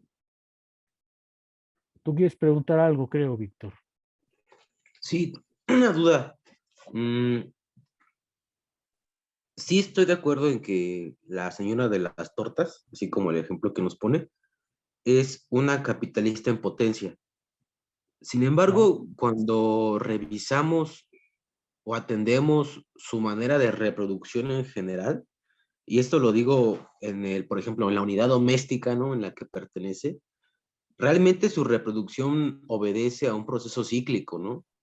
Y entonces eso no o sea, si el capital es valor que se valoriza y crece, entonces una reproducción cíclica como la que tienen muchas familias, no porque, por ejemplo, partan de su dinero y tengan un plus, al final eso los vuelve capitalistas en potencia, ¿no? Más bien son otra cosa que no capitalistas, ¿no? O sea, no sé si me expliqué bien en la pregunta. O sea, no, o sea, la reproducción que tiene ella, esas personas, por ejemplo, como el campesino, ¿no? Es cíclica, no valor que se valoriza, o sea, no es que reinvierta para Pero si no crecer. es, si no cae, si no, a ver, si no cae en esa fórmula, entonces cae en la otra, ¿no? Ajá. O sea, mi pregunta es, Entonces, ¿realmente ya quedó claro. mandé? A ver, si la señora de las tortas, tú lo que estás diciendo es que el ejemplo que yo tomé no es bueno, porque la señora de las tortas, pues no sale de su changarrito, ¿no? No, no, no, a Ajá. ver, a ver, espérate. Si la señora de si la señora de las tortas le va muy bien vendiendo tortas en la universidad, y entonces dice, pues voy a contratar a alguien que me ayude porque vendo muchas tortas y pues necesito alguien que me ayude. Entonces contrata a una muchachita que parte las teleras y a otra muchachita que parte las cebollas y a otro muchachito que hace las salsas y todos juntos hacen las tortas. ¿Ya no está en camino de hacerse capitalista? Ay, ahí sí. Ajá. Pues es justamente el chiste. Sí, sí, le va tan bien como el tigre de Toño, el changarro este de pozole. El señor que vendía pozole vendía una cosa de miseria, ¿no? Pues pozole. Pero le fue tan bien que dijo, hombre, voy a comprar, voy a pagar empleados, uno que haga el pozole, el otro que limpie la mesa, el otro que reciba, el otro que cobre, ¿no es cierto? Y ve dónde está el tigre de Toño, o es como se llama, la casa de Toño, no me acuerdo cómo se llama, el pozolero, pues, ¿no? ¿Ya ves al capitalista ahí? Sí, ahí sí. Sí, ahí Ah, sí. pues ahí está.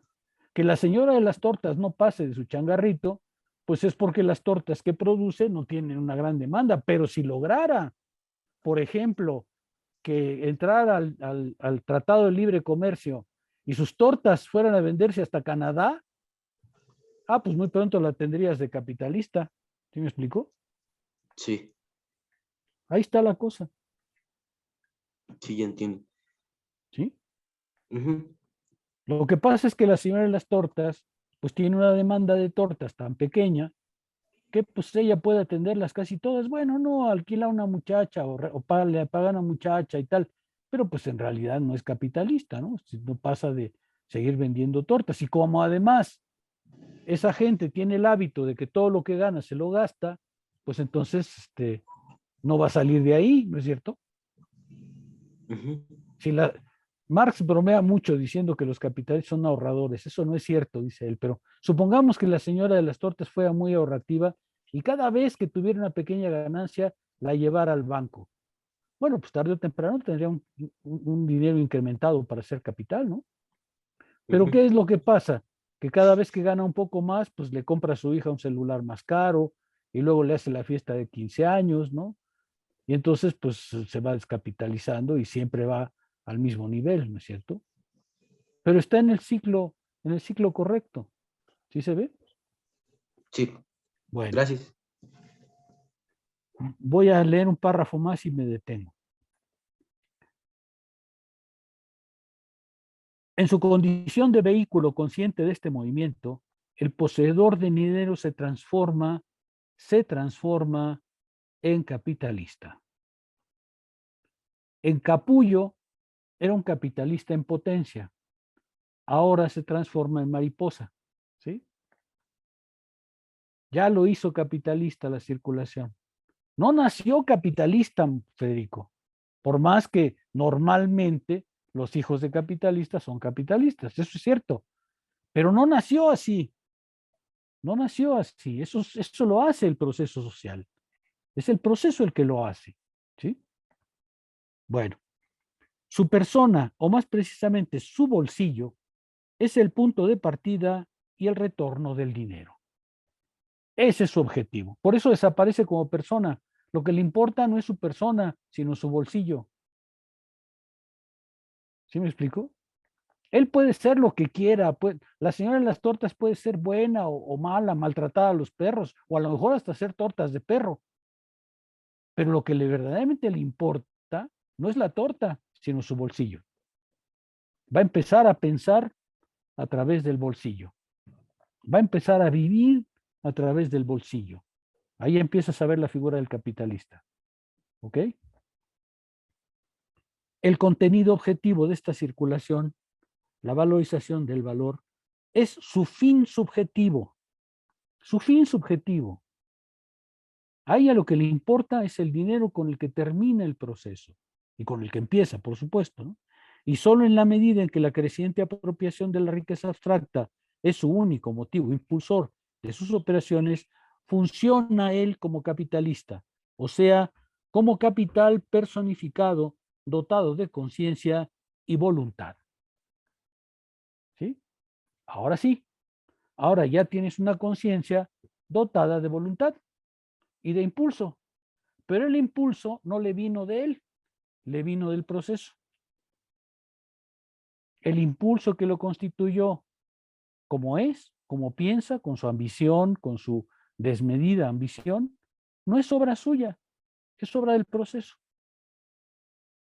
Ahora él personifica al proceso. A eso se refería Marx al decir, yo lo que trato a la gente es como personificaciones del proceso. Ahora entiendes por qué. ¿Sí? Él personifica al capital y va a pensar, actuar y desarrollarse como capitalista, con una conciencia subjetiva de capitalista. Pero no es una conciencia que venga de él, sino del proceso. ¿Sí me explico? No nació de sus entrañas, no nació de una ambición personal, no nació de un deseo subjetivo, nació del proceso. Y como está en ese lugar del proceso, va a pensar, actuar y moverse exactamente en términos del papel que le toca. ¿Sí? El papel que le toca en el proceso. ¿Ya ves por qué Marx dice, es que no es que haya capitalistas de antemano? Claro que hay, para la conciencia común, claro que hay, pero dentro del proceso, el capitalista tiene que reproducirse como clase también. ¿Sí me explico? No es por tener hijos que se reproducen porque están en un lugar del proceso.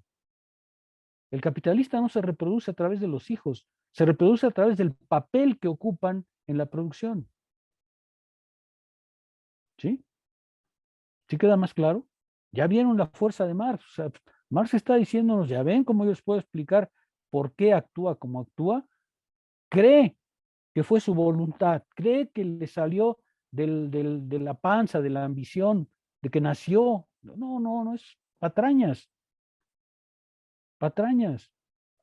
Él personifica una relación social. Él hace visible una relación social. Personifica es el término adecuado. Como actor, ocupa el personaje, ¿no?, de capitalista. Y así va a actuar. Y así se va a mover su voluntad. Y así va a ver el mundo. ¿Ok? ¿Queda más claro? Preguntas, porque ya queda un minuto de clase nada más. Sí, bueno, a mí solo se me hace como muy revelador, por así decirlo, cómo se conecta este capítulo con los procesos, con el de la circulación, ¿no? Porque justo en ese capítulo nos explica cómo la percepción específica pues, del capitalista, en tanto que percepción, cae en el fetiche justo por ver como que el dinero o percibir que el dinero lo puede objetivar todo, ¿no? Y justo de ahí nace este afán, ¿no? Afán de enriquecimiento en la forma de riqueza abstracta, ¿no? Me parece muy interesante cómo Marx introduce en el capítulo de la circulación esta diferencia entre riqueza en forma material, que es el valor de uso, y que solo tiene diferencias justo cualitativas, ¿no? Y la opone esta riqueza a la riqueza en forma directamente social, ¿no? Que ya me suena mucho a justo la cristalización del trabajo, ¿no? Y pues que justo es una riqueza abstracta y que se diferencia en términos cuantitativos, ¿no? A mí como que siento que sí cierra muy bien este análisis del capitalista como personificación de una lógica, cuando ves cómo esta lógica se inscribe en el movimiento de la conciencia y sus percepciones, ¿no? Ese capítulo de la circulación, cuando habla del dinero y de cómo surgen los objetos de atesoramiento, me parece justo como muy interesante o bueno, muy importante para comprender también la lógica del plusvalor, ¿no? Porque ya está viendo la riqueza abstracta, ya no es algo material, ¿no? Ya no es objeto ya no es valor de uso, sino valor de cambio, ¿no? Y justo es toda esta lógica tautológica incluso, ¿no? Del dinero por el dinero mismo, ¿no? Pero digamos que aquí ya lo vemos a nivel de cómo se encarna en la actitud de los individuos, ¿no? Como personificación de esta lógica, pero me parece sumamente abstracto el otro capítulo donde introduce cómo el dinero se hipostasia como justo mediador absoluto, ¿no? Bueno, solo es eso. Sí, tienes razón, efectivamente. Vean ustedes que, ¿por qué nos detuvimos tanto en el dinero? Pues porque justamente ahí se va a ver la acumulación ilimitada del capital. Pero otra vez, el valor no viene de ahí. Ahí se manifiesta, pero no viene de ahí. El valor es trabajo humano puesto en la mercancía, pero se hace visible cuando la mercancía entra en contacto con otra mercancía. Y ahora, como entró en contacto no solamente con cualquier otra mercancía, sino con la mercancía dinero, vemos aparecer un surplus del que aún no sabemos de dónde viene, pero ya sabemos que ahí se manifiesta. ¿Sí? ¿Sí se ve claro? Vean ustedes que lo de Marx es una demostración sumamente rigurosa, creo que es lo que Marco insistía hace un momento. La demostración es sumamente clara. Para que nos digan que Marx está inventando, ¿no? Es una demostración en sentido fuerte del término. Es una demostración racional. Otra vez, vénganme con que Marx está haciendo discursos moralistas. Jolín. ¿Sí?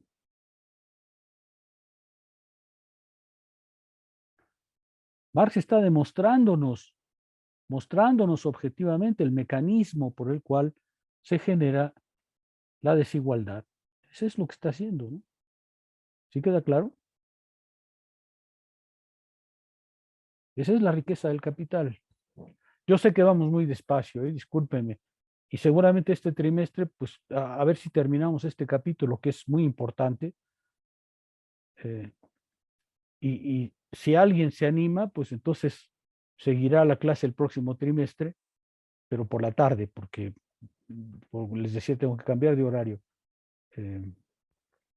Ustedes me simpatizan bastante, pero no tanto como para jugarme la vida hablando de frente, ¿no? ¿Ok? Sí, Bueno, pues ya veremos cómo nos va De entonces. acuerdo. ¿Alguna pregunta adicional? No. ¿No? ¿Les quedó claro? Sí, A ver, Belén, ¿quedó claro? Sí, ¿Sí? ¿Segura? segura, no, pero me parece que ahí la llevo. José, ¿quedó claro? Sí, profesor. Sergio, ¿quedó claro? Sí, sí quedó muy claro. Uciel, Sí, doctor. Jorge, Sí, Eric, Está tan claro, doctor, que ahorita mismo pensaba cómo me ubico en el segundo ciclo. Víctor, Sí, profesor. Un comentario. Si va a continuar la clase, yo sí estoy interesado para que me tome en cuenta. También Bueno. yo, doctor. bueno. Bueno, pues ya veremos, ¿ok? Nos vemos entonces el próximo martes, si les parece bien. Gracias, doctor. Hasta luego. Gracias a ti, gracias a Gracias, ustedes. hasta luego. Gracias, doctor. Nos vemos.